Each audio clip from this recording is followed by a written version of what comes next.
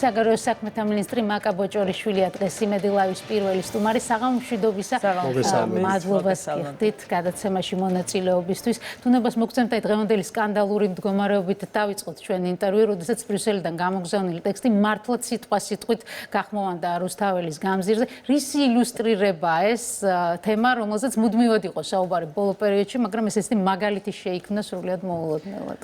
მოგესალმებით, კიდევ ერთხელ მივესალმებით ჩვენს მაყურებელს. ასეთი მაგალითები ბევრი ვნახეთ, როდესაც დასტურდება გარკვეული კოორდინაცია იმ ადამიანებსა და ბრიუსელის გარკვეულ წრეებს შორის, რომლებიც დღეს საქართველოში ასე ხმამაღლა გამოდიან დემოკრატიის წინააღმდეგ, სახელმწიფო ინსტიტუტების წინააღმდეგ, სახელმწიფოს წინააღმდეგ და ეს იყო კიდევ ერთხელ ილუსტრაცია ამისა, რომ არსებობს კოორდინაცია, არსებობს ერთი ხელი, რომლითაც ხდება გარკვეული პროცესების მართვა ჩვენ ქვეყნის წინააღმდეგ. ეს იყო ამის დასტური კიდევ ერთხელ. კი ბატონო, ეს ერთი ხელი თუ არსებობს და ამ პროცესებს მართავს, ფაქტია ისიც, რომ ეს ადამიანები ყოველთვის არიან კრიტიკულად განწყობილი საქართველოს ხელისუფლების მისამართით. ჩვენ ვნახეთ არაერთი კრიტიკული განცხადება, ბოლო ანგარიშიც კრიტიკულია.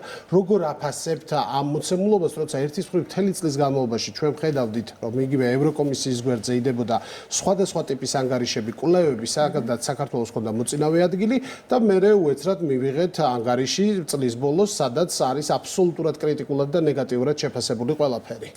ხო, ეს გასაკვირი ალბათ არ ყოფილა, ამას გვიანონსებდა კიდეც ევროკავშირის ელჩიც, არაერთხელ ყოფილა ამაზე საუბარი, რომ შეფასებები საქართველოსთან დაკავშირებით იქნებოდა უარყოფითი, თუმცა კარგად შევხედოთ, რასთან გვაქვს საქმე, ხო? ჩვენ გვესმის პოლიტიკური განცხადებები, როდესაც საქმე ეხება საქართველოს ევროკავშირში ინტეგრაციას, ევროკავშირში გაწევრიანებას, რომ ეს პროცესი გაჩერებულია, რომ საქართველოს ესეც გითხრეს, რომ მხოლოდ სახელია კანდიდატის სტატუსი, ანუ ამას შინაარსი არ აქვს და ამას ჭირდება გარკვეულად გამართლება, ხო, რაღაცნაირად უნდა მოახდინონ გამართლება იმისა, რომ საქართველოს ამ პროცესში არ არის. ამის გამართლებისთვის ახლა უნდა გამოიყენონ დოკუმენტები, მათ შორის ევროკავშირის გაფართოების ანგარიში, სადაც საქართველოს შესახებ არის გარკვეული ინფორმაცია, ხო, თავი არის მიძღვნილი საქართველოსადმი, როგორც კანდიდატი ქვეყნისადმი, თუმცა ეს ანგარიში არის უარყოფითი, ასე ითქვა, რომ უარყოფითია. სინამდვილეში ხდება ის, რომ საქართველოს რეალურად შეფასება ფაქტიურად არ ხორციელდება. საქართველოს როგორ უნდა შეფასდეს? პოლიტიკური დიალოგი ბრიუსელს გაჩერებული აქვს საქართველოსთან. ასოცირების შეთანხმებას პირდაპირ შეგვიძლია ვთქვათ, რომ ბრიუსელი არ ყვევს საქართველოსთან მიმართებაში, მაშინ როდესაც პოლიტიკური დიალოგი ამ შეთანხმებით გათვალისწინებული ფორმატებში არც ერთი შეხვედრა არ განხორციელებულა მთელი წლის განმავლობაში.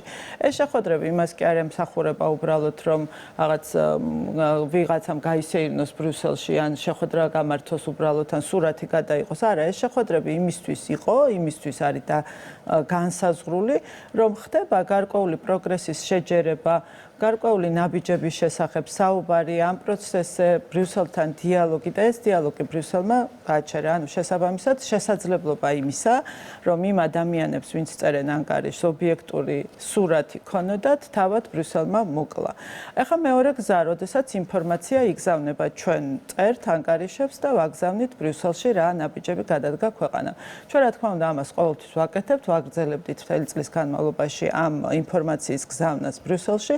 თუმცა ესეც კი იმდენად მიუღებელი იყო ბრიუსელისთვის და იმდენად დიდი იყო ცდუნება, რომ ეს ანგარიში უნდა ყოფილიყო განსაზღვრული და უნდა ყოფილიყო უარყოფითი, რომ მათ წერილობითაც კი აქვთ უარი ნათქვამი, რომ საქართველოს არ შეაფასებენ. ანუ ის ნაწილები, როდესაც ჩვენ საუბრობთ ქვეყნის სტაბილურობაზე, ფინანსურ ნაწილში, ეკონომიკურ განვითარებაზე, იმ პროგრესზე, რაც ქვეყანას აქვს, ეს ხო თვალსაჩინო ამის უარყოფითად შეფასება ხო წარმოუდგენელი, ხო თქვენ თვითონაც ახსენეთ ხომ გარკვეული რეიტინგები მთელი წლის განმავლობაში ქვეყნდება, საქართველოს არის მოწინავე ადგილებზე და ამ დროს ქვეყნდება ევროკავშირის ანგარიში და ამ ყველაფრის საპირწონეთ იწერება, რომ საქართველოს სულაც არ არის თურმე მოწინავე, მაგრამ სინამდვილეში ეს შეფასება არ მომხდარა. ჩვენ რა თქმა უნდა ამას ყველაფერს დავაბრუნებთ აუცილებლად, არც ერთ წინადადებას არ დავტოვებთ უპასუხოდ, ჩვენ ამაზე პასუხები რა თქმა უნდა გვაქვს და ეს არის უბრალოდ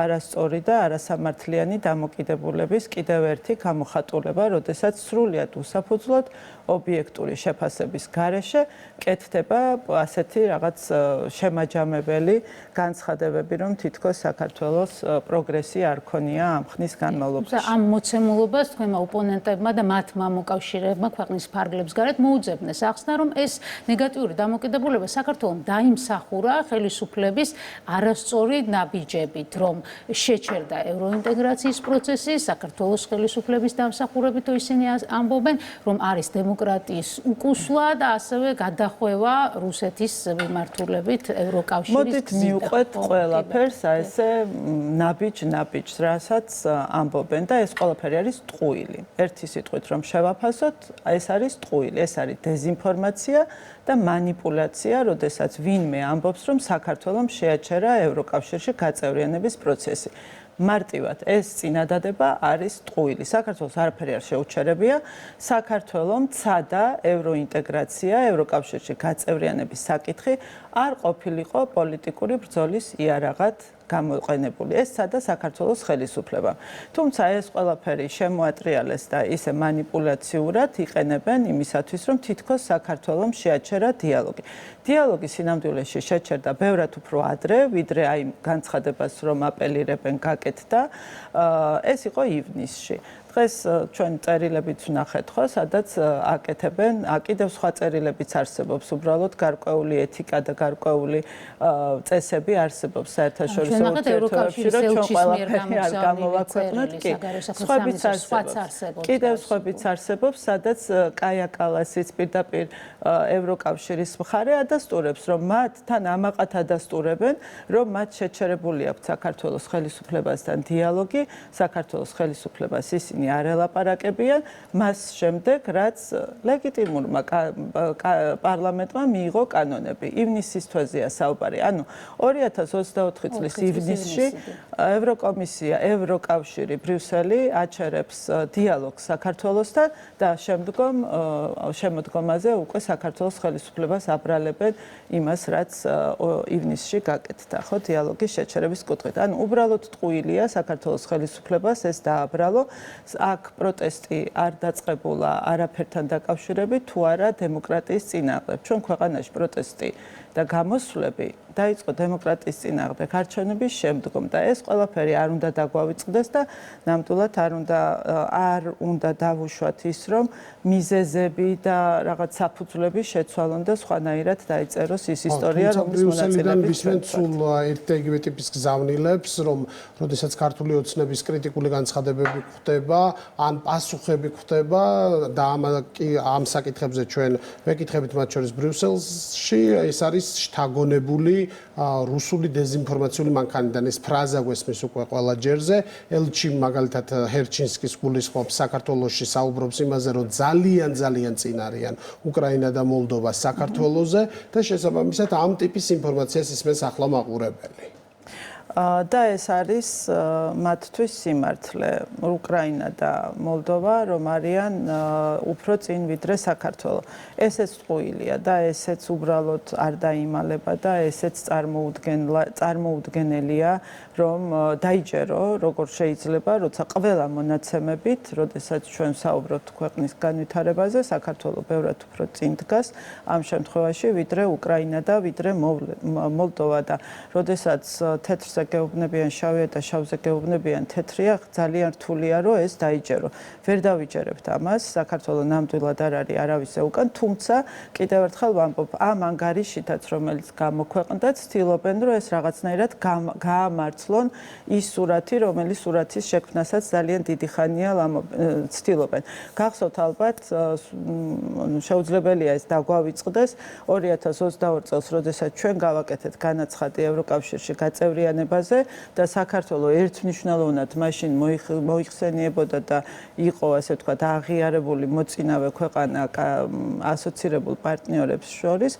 ძალიან ესეთი აქტიურად დაიწყო კამპანია, რომ საქართველოს ჩამორჩება და მაჩანჩალა ჩვენი ქვეყანა იყო, მაჩანჩალა ასეთ სიტყვებს იყენებდნენ ქართველი პოლიტიკოსები მაშინ პარლამენტში და მაშინ აი ასე მოიხსენიებდნენ საკუთარ ქვეყანას, როცა მაშინ ძალიან ჭირდებოდა საქართველოს სწორედ ისე წარმოჩენა, რომ საქართველო იმსახურებდა კანდიდატის სტატუსს, ხო? ძალიან უჭირდათ ამის აღიარება, რომ საქართველო იმსახურებდა ჩვენ სამშობლო, იმსახურებდა ამას და იგივე ხდება ახლაც მაქსიმალურად ცდილობენ, რომ გააფორმონ ის, რაც შექმნეს თავად საქართველოს თითქოს და ჩამორჩენილობის შესახებ. თუ არა უვიზო მიმოსვლის შეჩერება. ეს რთული და მძიმე გადაწყვეტილება იქნება ბრიუსელისთვის მისაღები. ეხლა წარმოიდგინეთ, არჩევნები დასრულდა, ჩვენ ხო ვხედავთ, რომ ევროინტეგრაცია და ყველაფერი, რაც ევროკავშირთან არის დაკავშირებული, გამოიყენება პოლიტიკურ იარაღად. ესე იყო კანდიდატის სტატუსის შემთხვევაში, ესე ვნახეთ შემდგომ გაგრძელება და ახლა მივედით უვიზო მიმოსვლამდე და შეძლებს თუ არა ბრიუსელი ამ ასე ვთქვათ იარაღის გამოყენებას. ეხლა რამდენად აზრიანია ამის გამოყენება? არჩევნები მორჩა, ეს ხო იყო ყველაფერი გამიზნული იმისთვის, რომ გარკვეულწილად გავლენა მომხდარიყო არჩევნების შედეგებზე და საზოგადოებრივ განწყობებზე ხელისუფლების მიმართ. ერთი არჩევნები დამთავრდა, მეორე არჩევნები დამთავრდა, მომდევნო წლების განმავლობაში უახლოეს მომავალში მეტი არჩევნები საქართველოში აღარ იგეგმება. ანუ რამდენად მნიშვნელოვანია ამ იარაღის გასროლა, ასე ვთქვათ, საზოგადოებრივი განწყობების შესაცვლელად ან ახალი რევოლუციის მოსაწყობად. ნუ დავმალავთ ამასაც, რომ ეს ყველაფერი არის გამიზნული იმისთვის, რომ გარკვეული მღელვარება შეიქმნას ჩვენს ქვეყანაში. კიდევ ერთხელ არავის არ დაუმალავს, რომ კანდიდატის სტატუსის არ მინიჭება, მაშინ იყო სწორედ გამიზნული იმისთვის გარკვეულწილად, რომ მღელვარება გამოეწვია ჩვენ ქვეყანაში და ქართულ საზოგადოებას ეს ყველაფერი დაებრალებინა ხელისუფლებისთვის. ახლა ეს საკითხი დარჩა, უვიზო მიმოსვლა. ანუ თუ ბრიუსელი ამ მძიმე გადაწყვეტილებას მიიღებს, რომ დასაჯოს ქართველი ხალხი დემოკრატიისთვის, ანუ იმისთვის, რომ მან გააკეთა ის არჩევანი, რა არჩევანიც გააკეთა, ეს უკვე რა თქმა უნდა ბრიუსელის, ასე ვთქვათ, კისერზე იქნება, რამდენად შეძლებს ამ მძიმე გადაწყვეტილების მიღებას. თუმცა, ნუ მე იმედი მაქვს მაინც, რომ ასეთი ეს მიმართულება ბრიუსელში ვერ გაიმარჯვებს და ასეთი გადაწყვეტილება ქართველი ხალხის დასასჯელად არ იქნება მიღებული. ამ გადაწყვეტილების მიღების პროცესში რა როლი აქვს ოპოზიციას, არასამთავრობოებს, იმიტომ როგორც ვხედავთ, ბოლო პერიოდის შეხვედრები, მათი ვიზიტები ქვეყნის ფარგლებს გარეთ, ძირითადად ამ თემის ირგვლივ არის ხოლმე ორგანიზებული. საჯაროდ ამბობენ, რომ ლობირებენ მხოლოდ ხელისუფლების წარმომადგენლების სანქცირებას, დასჯას მათი გადაწყვეტილებების გამო, მაგრამ რეალურად მათთვის სავარაუდოდ უფრო სასარგებლო იქნება თუ საყოველთაოდ გავრცელდება ასეთი გადაწყვეტილება. თქვენ რას ფიქრობთ? ნახეთ, რაღაცნაირად თავად შედიან ჩიხში და ჩიხურ მდგომარეობაში. ხა ვის რაში ჭირდება ხელისუფლების წარმომადგენლებს? ანუ ის შედეგი ხო არ იქნება მიღწეული, სულ რომ მონახონ რაღაც გზა, რომ გარკვეული, ასე ვთქვათ, წრე ადამიანებისა დასაჯონ და მათზე გავრცელდეს ანუ სავიზო მოთხოვნები. ასეთი მონახეს ხო, მოძებნეს ეს გზა იყო დიპლომატიური პასპორტების მფლობელებისთვის. ასეთები ვართ ხელისუფლებაში მყოფი ადამიანების დიდი ნაწილი, ხო?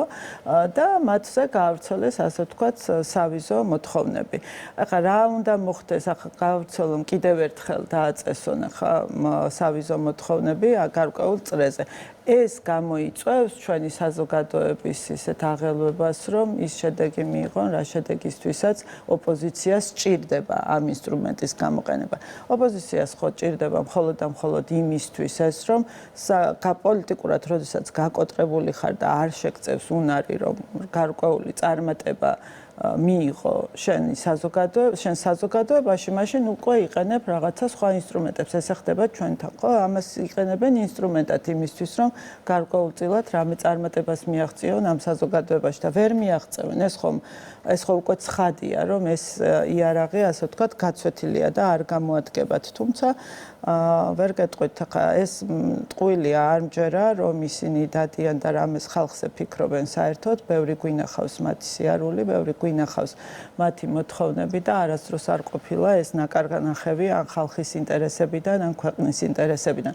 ერთადერთი ინტერესი, რაც მათ კარნახობდათ, ეს იყო ნებისმიერი ფორმით მათ შორის არაკანონიერი გზებითაც ხელისუფლების შეცვლა როგორმე ხელისუფლებას ხელში ჩაგდება. მოდით ასე დავარქვა. ანუ ახლა ბრიუსელის მიზანი არის ის, რომ ოპოზიციამ შეცვალოს ხელისუფლება, როდესაც ვსაუბრობთ ამ ბერკეტების გამოყენებაზე, თუ ბრიუსელის მიზანია, რომ ხელისუფლება აიძულოს, გადადგას დამთმობი ნაბიჯები. ძალიან რთულია ამოიცნოთ დღეს რა შეიძლება იყოს ბრიუსელის მიზანი ასეთი დამოკიდებულებისა საქართველოს ხელისუფლებასთან. ხო, არჩევნები შედგა, ქართულმა ხალხმა აირჩია ეს ხელისუფლება კიდევ ერთხელ და არჩევანი გაკეთებულია. კიდევ ერთხელ ბრიუსელმა თავად შეიყვანა ჩიხში საკუთარი თავისივე გადაწყვეტილებებით. მაშინ როდესაც თქვა, რომ კანონების მიღების გამო კანონი მიიღო პარლამენტმა საზოგადოების და ქვეყნის ინტერესებიდან გამომდინარე და ამის გამო მექვეყანასთან წყვეტ ურთიერთობას, რა თქმა უნდა, ამის შემოbrunება უკან მარტივი არ არის ასეთ ჩიხურ მდგომარეობაში, როდესაც შეიყვან საკუთარ თავს. კანონი მიღებულია პარლამენტის მიერ და შენ ითხოვ ამ კანონის გაუქმებას, ეს ასე არ ხდება დემოკრატიულ ქვეყნებში, ხო? რას ნიშნავს კანონი გააუქმე? თუ კი ეს მე გიმტკიცებ შენ, რომ ეს ჭირდება ჩემი ქვეყნის ინტერესებს, უსაფრთხოებას საზოგადოების ინტერესებს და თან ღიად გეუბნები, კარგად მახსოვს და გახსოვთ ალბათ თქვენც პრემიერ-მინისტრის არაერთი შეთავაზება მობრძანდით ვისაუბროთ და მე თქვენ აგიხსნით რატომ ჭირდება ჩემს ქვეყანას ეს კანონი. თუმცა ეს არავინ არ გააკეთა, არავის არ მოусმენია და პირდაპირ გადაწყვეტილება იყო, რომ მოდი მე თქვენ არ დაგელაპარაკებთ. ეხლა ამის შეცვლა, რა თქმა უნდა, არ არის მარტივი და არ არის მარტივი გამოსავალი მოძებნო და ეს ეხლა მოდით ესე ვთქვათ, ბრიუსელის შეყვანილია ეს პროცესი ერთგვარად ჩიხში და მე მოველი, რომ ისევ მათ უნდა გააკეთონ გარკვეული ნაბიჯები იმისათვის, რომ ეს პროცესი გამოვიყვანოთ ჩიხიდან. კიდევ ერთი რამ არის აქ საყურადღებო, ძალიან ხშირად გვესმის ჩვენ ხმამაღალი განცხადებები, რომ ქართველი ხალხის გვერდით დგანან და ქართველი ხალხის ევროპულ მისწრაფებებს უჭერენ მხარს. ესეც არ ვიცი, დავარქვათ ამ განცხადებასაც ტყუილი, იმიტომ რომ მითხრას ვინმემ ერთი ქვეყანა, რომელმაც წარმატებით გაიარა ევროკავშირში ინტეგრაციის და გაწევრიანების პროცესი ბრიუსელის ხელისუფლებასთან დიალოგის გარეშე. შენ თუ ხელისუფლებას არ დაელაპარაკები, როგორ შეიძლება მოახვედრო ქვეყანა ევროკავშირში, როცა მე მიმტკიცებ, რომ ამ ხალხის ევროპულ მისწრაფებებს უჭერ მხარს. ასე რომ, ასეთი манипуляციური განცხადებები ალბათ უნდა დასრულდეს და რაღაცნაირად ვიპოვოთ გზა იმისთვის, რომ დაუბრუნდეთ ნორმალურ პარტნიორულ ურთიერთობებს, როდესაც საერთო ინტერესებით ვივლით და საერთო თუ კი არის საერთო ინტერესი, ჩვენ გვინდა, ჩვენ არ გვითქვამს უარი ევროკავშირში ინტეგრაციაზე, ჩვენ არ გვითქვამს უარი ევროკავშირში გაწევრიანებაზე და თუ მართლა სურს ბრიუსელს რომ იხილოს საქართველოს ევროკავშირში, ბუნებრივია გზა უნდა გამონახოს, რომ ამ თემაზე საუბარი დაიწყოს ხალხის მიერ არჩეულ ხელისუფლებასთან. და როდესაც ბრიუსელში კეთდება განცხადებები ხალხის მხარდაჭერის თაობაზე, იქვე კონკრეტდება ხოლმე, რომ უნდა გაძლიერდეს მხარდაჭერა პროევროპული ძალების, როგორც ისინი უწოდებენ ოპოზიციას, არასამთავრობო სექტორის, დამოუკიდებელი მედიის, რა ფორმით გაგრძელდება ეს ყველაფერი. შეიძლება მაგალითად ავიღოთ საფრანგეთის ელჩის დახურული შეხვედრა 15 არასამთავრობო ორგანიზაციასთან. ეს იქნება სამომავლოდ ერთგვარი მოდელი, როგორც დაეხმარება ბრიუსელის ბიუროკრატია, მაგალითად. ეს ნიშნავს პროევროპელი ძალები, არაევროპელი ძალები, ვინ განსაზღვრა, თავად საზღვრავენ ამ რაღაც თავად არქმევენ სახელებს და მე თავად შედიან ამ სახელების დარქმევით ჩიხებში. დაარქვეს კანონებს რუსული საქართველოსგან, რომელი კანონი იყო რუსული, ხო, ესეც ნახა ჩვენმა საზოგადოებამ საერთოდ რაზე ვსაუბრობდით და რა ტყუილი ამბავი შექმნეს და რაც შეეხება ხა ოპოზიცია, ანუ ევროპული ოპოზიცია თუ პროევროპელი ოპოზიცია თავად ქმნიან ამ სახელებს და ამ რაღაც იარლიყებს და აკერებენ და მე კიდევ ითხოვდნენ თუ გახსოვთ რომ ესეთი იარლიყების მიკერებაო არ უნდა ხდებოდესო არა და თვითონ აკეთებენ ასეთ დაყოფას თუნდაც ქართული საზოგადოებისას.